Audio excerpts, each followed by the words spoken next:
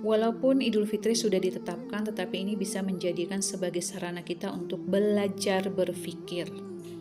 Apa yang dimaksud dengan berpikir adalah kemampuan kita untuk menghubungkan informasi yang satu dengan informasi yang lain, atau kemampuan kita menghubungkan berbagai informasi ke dalam sistem berpikir kita. Definisi ini saya pernah baca di salah satu buku yang ada di perguruan tinggi. Mungkin definisinya banyak, tetapi saya hanya menyampaikan definisi di konten ini terkait dengan kemampuan menghubungkan informasi satu dengan informasi yang lain.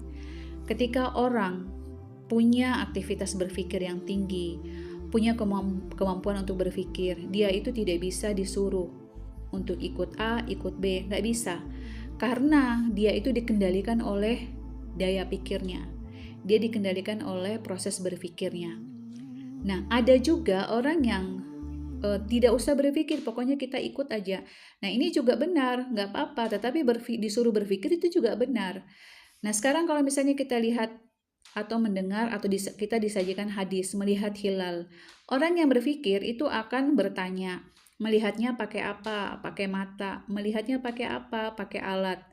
Alat ini apa aja? Alat teropong, aplikasi, metode hisab atau kalender global yang mengikuti metodologi sains. Nah, ini kemudian alat dan metode ini kalau bisa melihat hilal, itu berarti kan tidak ada yang salah. Mau ikut A, ikut B sama aja, karena sama-sama bisa melihat. Kalau definisi melihat itu menggunakan mata, alat, dan seterusnya, menggunakan ilmu pengetahuan. Nah, pertanyaannya adalah siapa yang melihat? Misalnya pemerintah melihat, mereka yang umumkan. Ternyata ada juga ormas yang melihat. Ada juga kelompok tertentu atau negara tertentu yang menggunakan alat tertentu, kemudian melihat. Ini juga bagian daripada proses berpikir. Kalau menggunakan alat tertentu bisa melihat hilal, kemudian ada orang entah ormas, pemerintah, atau kelompok apapun bisa melihat, berarti nggak ada yang salah, nggak ada yang perlu dibesar-besarkan.